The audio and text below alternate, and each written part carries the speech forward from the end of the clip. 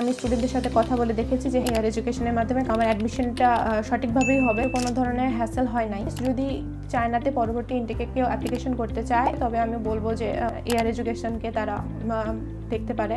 এখানে তাদের ডকুমেন্টসের কোনো ধরনের ঝামেলা হবে না। China visa please. Thank you.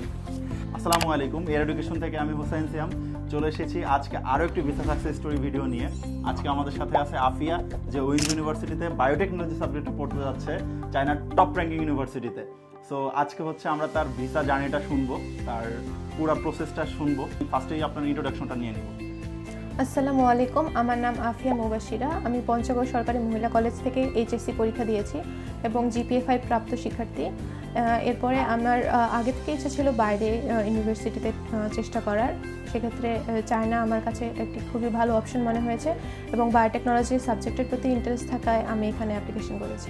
আপনি কি কোনো স্কলারশিপ পেয়েছিলেন? জি, আমি টাইপ এ স্কলারশিপ পেয়েছি, যেটা আমার টিউশন ফি কভার করবে ফার্স্ট ইয়ারে। সো খুবই ভালো একটা স্কলারশিপ পেয়েছে। বাংলাদেশে তো আসলে অনেকগুলো কনসালটেন্সি ফার্ম আছে যারা আসলে অনেকেই চায়না নিয়ে কাজ করছে। তো এত কিছুর ভিড়ে আপনি এয়ার এডুকেশনকে কিভাবে খুঁজে পেয়েছিলেন বা এয়ার এডুকেশনকে কেন চুজ করেছিলেন? এয়ার এডুকেশন মূলত আমি ফেসবুকে অ্যাডের মাধ্যমে পেয়েছিলাম আর কি, মানে স্ক্রল করতে করতে ফেসবুকে স্টুডেন্টদের সাকসেস স্টোরি দেখে আমি এয়ার এডুকেশনের খোঁজ পেয়েছি। হ্যাঁ, অনেক কনসালটেন্সি ফার্ম আছে, তো আমার ক্ষেত্রে প্রাধান্য ছিল আমার কাগজপত্র যাতে সত্যতা থাকে। আমি যে ইউনিভার্সিটিতে পড়তে যাচ্ছি সেখানে যাতে আমার অ্যাডমিশনে কোনো ধরনের ফ্রড না হয়, মানে সব কিছু লিগালি হয়ে যায়। আপনি ফাইল ওপেন করেছিলেন কতদিন? অনেক আগে, মার্চে। আপনার এই জার্নিতে এয়ার এডুকেশন আপনাকে কতটুকু হ্যাসেল দিয়েছিল? আবার আমি যদি একইভাবে কোশ্চেন করি যে আপনি air education service out of 10 কত দিবেন? ওকে, সো এয়ার এডুকেশনে আমি ফাইল জমা দিয়েছি এবং বাকি কাজগুলো তারাই নিজেরা করেছে। যখন যেই কাগজের প্রয়োজন হয়েছে বা যে ডকুমেন্টসের প্রয়োজন হয়েছে তারা আমাকে জানিয়েছে, আমি দিয়েছি। সেক্ষেত্রে কোনো ধরনের হ্যাসেল হয় নাই। আমি অনেক ক্ষেত্রে কিছু কিছু জায়গায় কনফিউশনে ছিলাম, বিভিন্ন প্রশ্ন করেছি, তো তারা আমাকে জানিয়েছে। আউট অফ 10 মোটামুটি ভালো সার্ভিস। যদি চায়নাতে পরবর্তী ইনটেকে কেউ অ্যাপ্লিকেশন করতে চায় এবং এজেন্সির থ্রুতে করতে চায় তবে আমি বলবো যে এয়ার এডুকেশনকে তারা দেখতে পারে, কারণ এখানে তাদের ডকুমেন্টসের কোনো ধরনের ঝামেলা হবে না। তারা সঠিক ডকুমেন্টস দিবে এবং ভিসার পরে সব ডকুমেন্টস ফেরত পাবে। তো এজেন্সির মাধ্যমে যদি কেউ অ্যাপ্লিকেশন করতে চায় তারা অবশ্যই এয়ার এডুকেশনের মাধ্যমে করতে পারে। এয়ার এডুকেশন কিন্তু শুধু অন্যান্য কনসালটেন্সি ফার্মের মতো যে চায়না স্টুডেন্টরা অ্যাপ্লিকেশন করলাম, ভিসা এনে দিলাম, এই পর্যন্তই কিন্তু আমাদের সার্ভিস সীমাবদ্ধ না। আপনি কি জানেন আমরা আসলে আপনি যখন চায়নাতে ফ্লাই করবেন এরপর থেকে হচ্ছে আমরা পিক আপ ড্রপ সার্ভিসটা দিচ্ছি, যেখানে হচ্ছে আমাদের স্টুডেন্টকে ডরমেটরি পর্যন্ত তুলে দেওয়া, তাদেরকে সিম কার্ড করে দেওয়া, তাদেরকে ব্যাংক কার্ড করে দেওয়া, সমস্ত সার্ভিস কিন্তু হচ্ছে আমরা ফ্রি অফ কস্টে দিয়ে দিব। গত বছরও আমরা ফ্রি অফ কস্টে দিয়েছিলাম, এবছরও কিন্তু আমরা ফ্রি অফ কস্টে দিচ্ছি। সো এই সার্ভিসটা জানতে পারার পরে আপনার অনুভূতিটা কেমন ছিল? অনেক ভালো, কারণ একটা নতুন কান্ট্রিতে গিয়ে তারা সহজে কোথায় যেতে হবে, কীভাবে কী কী কাজ করতে হবে সেটা পারবে না।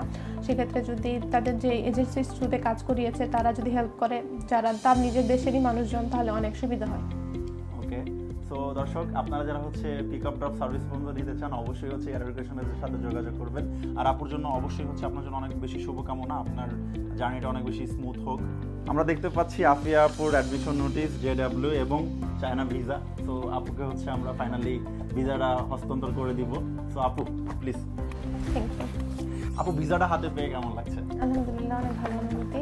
এটার জন্য এত কষ্ট করা এবং ফাইনালি পেয়েছি, আলহামদুলিল্লাহ। সবাই দোয়া করবেন যাতে আমি আরও ভালোভাবে পড়াশোনা করতে পারি এবং আমার লক্ষ্যে পৌঁছাতে পারি। আঙ্কেল আন্টিকে কি জানিয়েছেন ভিসা পাওয়ার পরে? জি, আলহামদুলিল্লাহ। তারা কেমন খুশি? তারা খুবই খুশি। সবার একটা আশা ছিল আমার প্রতি, সেটা পূরণ হয়েছে এবং এটাতেই শেষ না, এটা আসলে শুরু জীবনের। আগামীতে যাতে আমি আরও ভালো করতে পারি, সেজন্য আরও পরিশ্রম করতে পারি, এই জন্য সবাই দোয়া রাখবেন। আপু, বায়োটেকনোলজি কিন্তু অনেক ডিমান্ডেবল একটা সাবজেক্ট। এই সেক্টরে পড়াশোনা করে এসে বাংলাদেশের আপনার কোন কোন দিক থেকে হচ্ছে ডেভেলপ করে দিচ্ছে আছে, বাংলাদেশের জন্য কি করার ইচ্ছা আছে?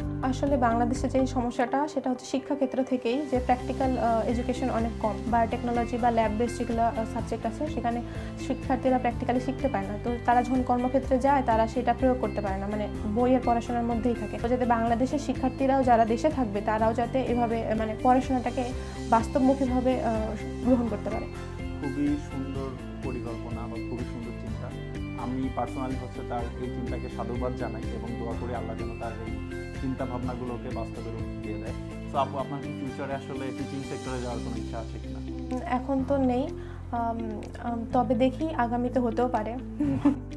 ওকে, so once again congratulation.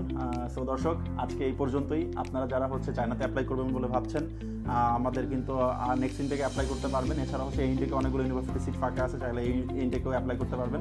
Apply করার জন্য অবশ্যই চলে আসতে পারেন আমাদের ঢাকার হেড অফিসে, অথবা চলে আসতে পারেন রাজশাহী অফিসে, অথবা চলে আসতে পারেন চিটাগাং অফিসে। দেখা হচ্ছে এয়ার এডুকেশনে, দেখা হচ্ছে চায়নাতে। এর পাশাপাশি হচ্ছে যদি আপনারা অন্য কোনো কান্ট্রিতে অ্যাপ্লাই করতে চান, সাপোজ মালয়েশিয়াতে অ্যাপ্লাই করতে চান, ইউকেতে অ্যাপ্লাই করতে চান, অস্ট্রেলিয়াতে অ্যাপ্লাই করতে চান, প্রত্যেক কান্ট্রি নিয়ে কিন্তু আমরা কাজ করছি। প্রত্যেকটা কান্ট্রিতেই কিন্তু আমাদের অথেন্টিক এজেন্ট রয়েছে যারা হচ্ছে সে দেশেই পড়াশোনা করছে, সে দেশেই সেটেল। সো ইন হাউস একটা এক্সপিরিয়েন্স নিতে অবশ্যই এডুকেশনের সাথে যোগাযোগ করতে পারেন। আল্লাহ হাফিজ।